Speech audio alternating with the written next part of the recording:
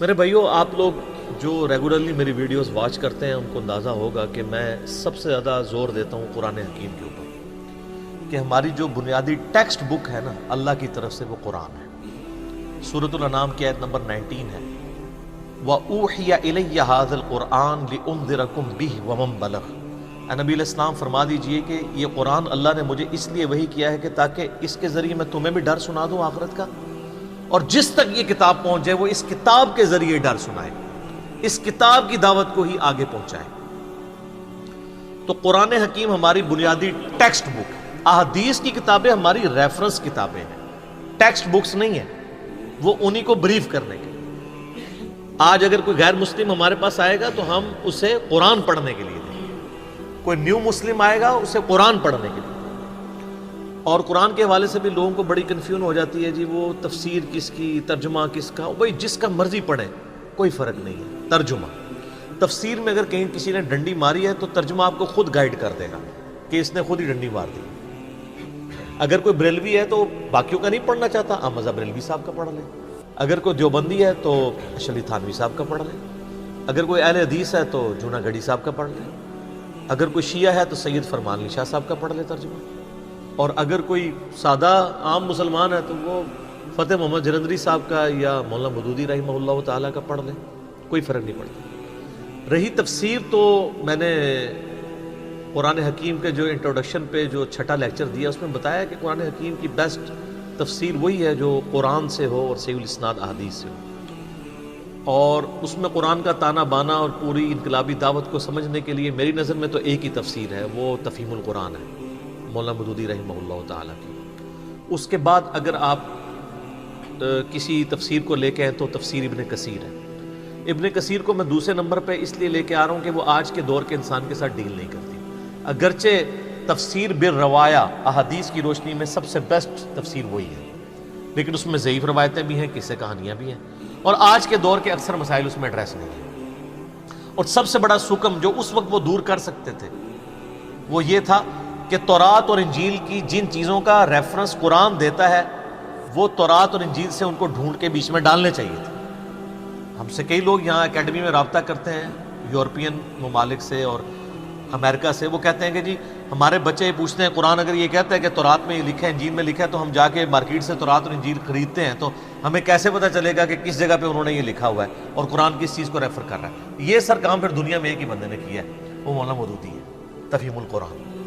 تو وہ اس کا پی ڈی ایف بھی آپ کو ہماری ویب سائٹ ahlsunnatpak.com سے مل جائے گا، ہارڈ کاپی بھی آپ جو ہے وہ مارکیٹ سے آرام سے مل جائے گی۔ انہوں نے وہ ساری آیات تورات سے انجیل سے ڈھونڈ کے بالکل قرآن حکیم کا جو پورا ایک مقدمہ ہے نا اس کو کلیئر کیا، اس اعتبار سے بھی وہ بہتر ہے۔ پھر اس کا ترجمہ عربی کا جو سوز و گداز ہے اس کو انہوں نے واقعی اردو زبان میں ٹرانسلیٹ کیا ہے جو اور کسی ترجمے میں آپ کو نظر نہیں آئے۔ باقی آپ کا دل جس پہ ٹھکتا ہے آپ پڑھیں، قرآن پڑھیں سے، اس چکر میں نہ پڑھیں کہ میں نے کس کا پڑھنا ہے، کس کی تفسیر پڑھنی ہے۔ تفسیر بھی پڑھتے ہوئے دیکھ لیں کہ بندہ تفسیر کرتے ہوئے کوئی آیت لے کے آ رہا ہے، حدیث لے کے آ رہا ہے، یا بزرگ فرماتے ہیں، حضرات فرماتے ہیں، آواز آئی، سنا ہے، کہتے ہیں، یہ لکھا ہوا ہے، تو آپ کو پتہ چل جائے گا کون سی بات ٹھیک ہے۔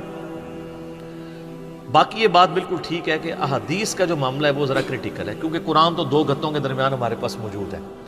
حدیث اس طریقے سے کوئی ایک کتاب ایسی نہیں ہے جس پہ میں پن پوائنٹ رکھوں۔ 6 کتابیں تو میں نے یہاں سے جائی ہوئی ہیں، 7ویں مشکات المصابی، یہ مین سٹریم کی اہل سنت کی 6 کتابیں ہیں نا۔ بخاری اور مسلم کو ہم کہتے ہیں صحیحین، 2 صحیح ترین کتابیں، اور باقی ترمذی، ابو داؤد اور سنن نسائی اور سنن ابن ماجہ، ان کو سنن اربع کہا جاتا ہے، سنت کی 4 کتابیں۔ یہ صحاح ستہ کی ٹرم غلط ہے کہ 6 صحیح کتابیں، یہ صحاح ستہ نہیں ہے، یہ کتب ستہ ہے۔ صحیح صرف 2 ہی ہیں، بخاری اور مسلم، اور باقی جو سنن اربع، یہ تو مین سٹریم کی اہل سنت کی کتابیں ہیں نا۔ اس کے علاوہ بھی الموطا امام مالک ہے، مسند امام شافعی ہے، مسند امام احمد بن حنبل ہے، سنن الکبریٰ البیہقی ہے، صحیح ابن حبان ہے، صحیح ابن خزیمہ ہے، المستدرک للحاکم ہے۔ وہ تو آپ پھر کئی ایک ہیں، لیکن آلموسٹ ہمارا سارا دین ان 6 کتابوں میں کور ہے الحمدللہ۔ اور اس میں بھی ان 6 کتابوں کو اگر آپ نے کمبائنڈ فارم میں جو ایک بیسک بندے کی ضرورت ہے، جو بنیادی چیزیں جو سیکھنے والی ہیں، مسائل سیکھنے والے، اس کے اگر نوٹس کوئی ہیں نا تو سر وہ یہ کتاب ہے جو میں نے سینٹر میں رکھی ہوئی ہے، مشکات المصابیح، جس کے بارے میں میں کہتا ہوں کہ مشکات المصابیح از دا انسائکلوپیڈیا آف حدیث. جیسے وہ ویکیپیڈیا انسائکلوپیڈیا نا، احادیث کا انسائکلوپیڈیا 6294 احادیث، 6294 احادیث کا یہ مجموعہ جو آلموسٹ اہل سنت کی مین سٹریم کی 13 کتابوں کو کور کرتا ہے انکلوڈنگ کتب ستہ.